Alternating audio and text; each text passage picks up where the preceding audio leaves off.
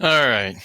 Uh, we're gonna try to finish this up real quick. So either way, so what I want to talk about are the selection of what places to actually set on fire, as well as the different categories or types that I do want to talk about, but I'll talk about them briefly.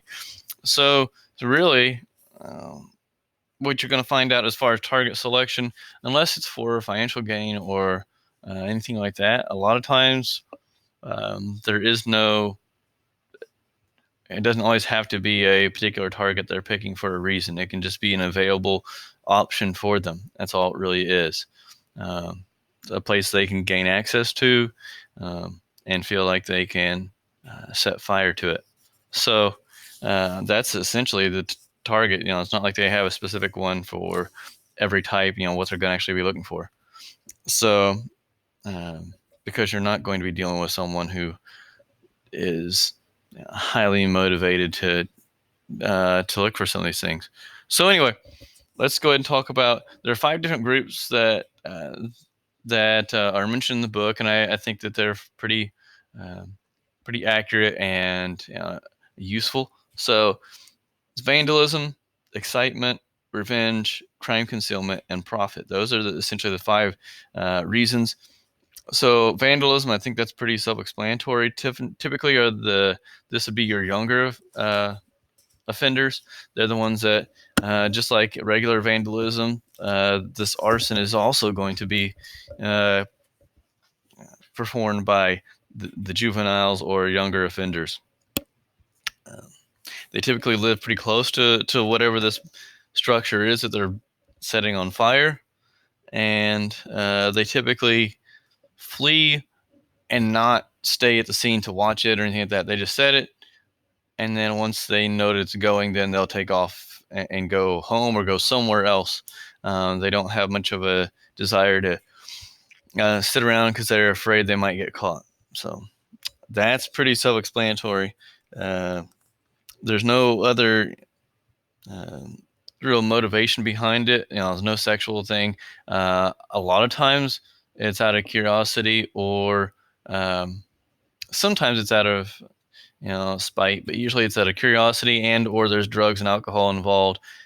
So they tend to not make good decisions, and they tend to be bored. So like they basically decide, hey, let's go uh, set fire to whatever it is, a shed, or um, go try to set fire to a school, whatever the case is. Okay, so that takes care of vandalism. Excitement is exactly that. There are different subtypes of excitement. There's your thrill seeker, attention seeker, and recognition seeker. Also have the sexual perversion aspect of it. So this person, kind of like I talked about in the first video, there are some of them that will crave attention, and that's what they're really after. And they will stay and watch the fire, watch the response to it, um, and they'll kind of blend in, things like that. Um, they tend to do things like grass fires.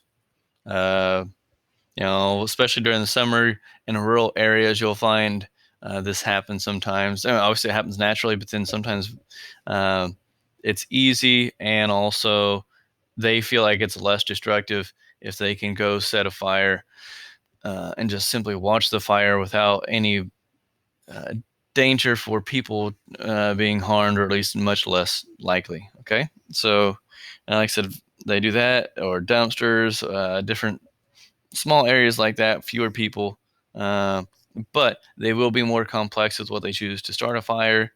Whether they use fuels, whether they use, whatever they use, they're trying to be. Um,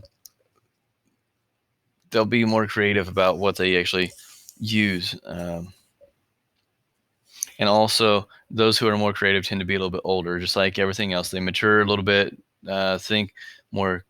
I don't want to call it more clearly. That's inaccurate, but they'll think through it a little bit more.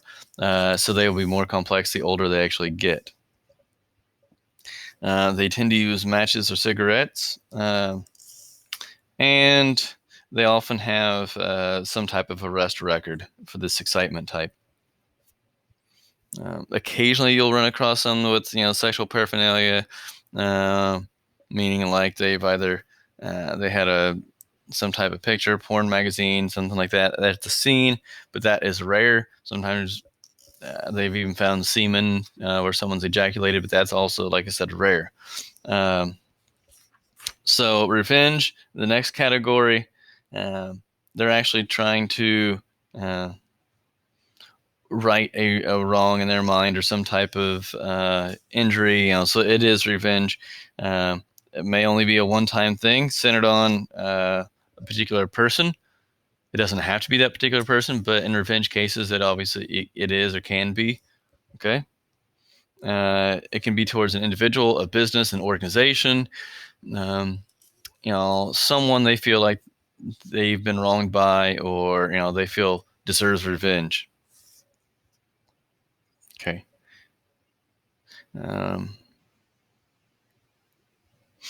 And this typically happens on weekends because some of these people still have jobs. So it'll be a weekend that they actually do those.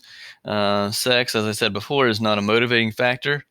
But if the revenge is against an ex, that's or something along those lines, a recent ex or something along those lines, it's not motivated by sex per se, but it is related to the relationship those people have.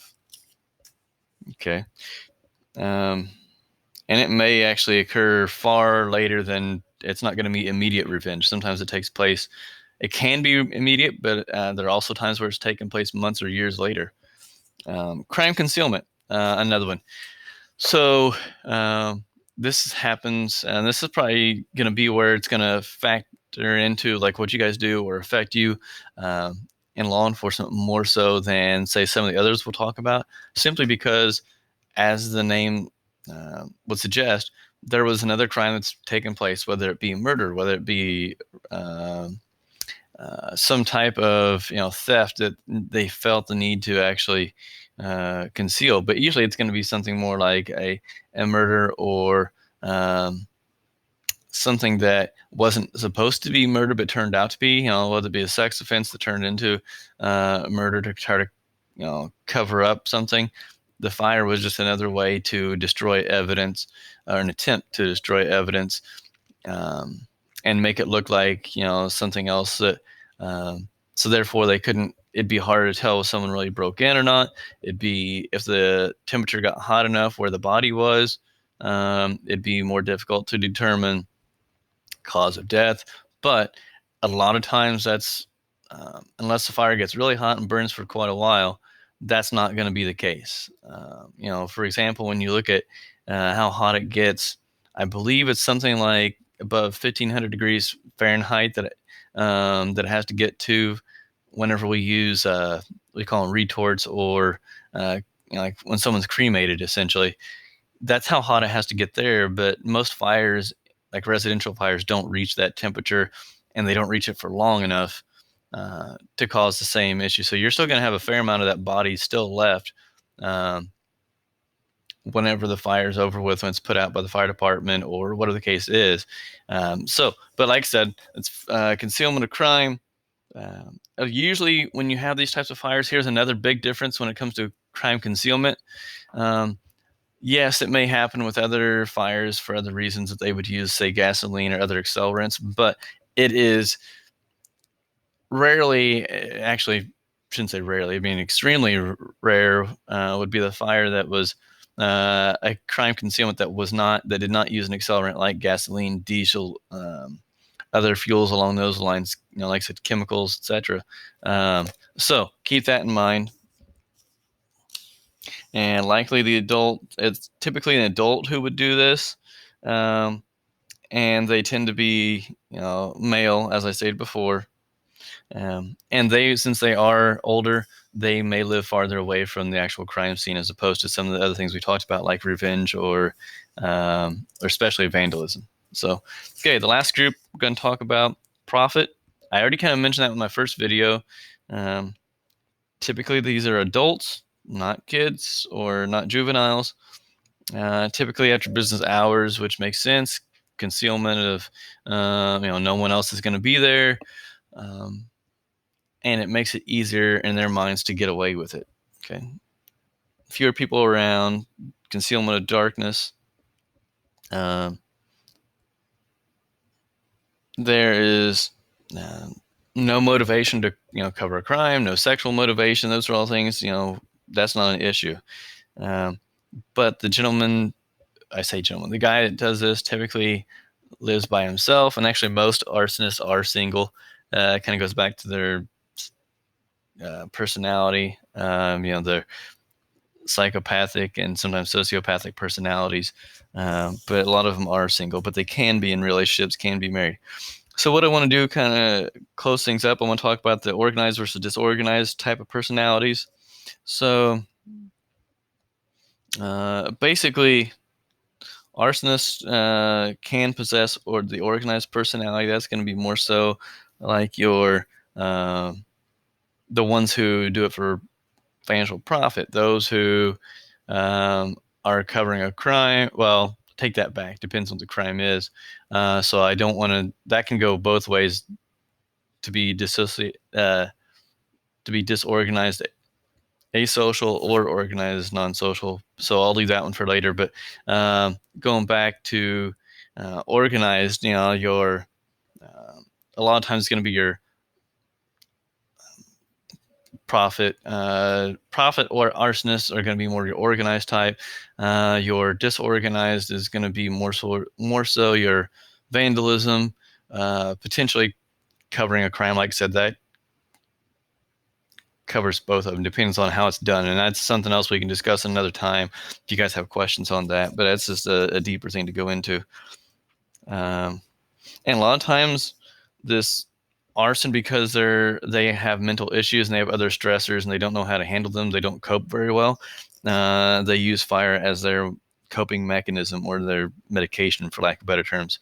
Okay, real quick, I want to cover some different things to look for that um, if you need a search warrant, things like that, things to look for the different fire settings. So for vandalism, you may want to look for spray cans, items that were actually at the scene. This is why these vandalism is typically considered a disorganized asocial offender and younger. But look for things that were at the whatever building it was. So if it's at a school, look for things that would have been at the school. Look for or be curious about fireworks, anything that would have packaged items like that, flammable liquids, clothing that could have been set on fire or used to set fires. Okay, excitement type. You're going to be looking for vehicles. They're easier to actually get into, start fires with. Incendiary devices such as, like I said earlier, fireworks. You can also look at check floor mats to see what else you can find evidence there. To look for residue for accelerants. Okay, you may find cigarettes. Look for beer cans, matchboxes, things like that that would have been found at the scene. If it's a house, once again, incendiary devices. Look for different types of clothing. Look for cigarettes, lighters, things like that. Diaries and journals, because a lot of times they'll write these things down. For the excitement type, they'll write the different notes about what happened, what they did, and what they were kind of feeling at the time. Newspaper articles, souvenirs from the crime scene. Revenge. If they had accelerant used, you need to check shoes, socks, clothing that they had on. See if they discarded them. In essence, put them in the trash. Check their trash. You can be a dumpster diver, and that's okay. Crime concealment. You need to basically know what their primary objective or motive actually was. Look for some type of gasoline or fuel container. See if that'd be connected. Also look for glass fragments if it was a break-in, or you believe it could have been a break-in. So look for those things. Also look for other documents that they may have been looking for or trying to conceal. Anything that would have been burned up or at least attempted to burn up, look at those documents there. Profit. It's a good idea to check out their financial records. You'll definitely want to get a warrant for those. See what sort of issues they had. See if it was actually, see if there's any type of electricity going to the unit. We've had trailers that have burned up. Supposedly look for electric fire, and lo and behold, there actually was no electric fire. So, all right, I think that's all I have for you, and I will talk to you later.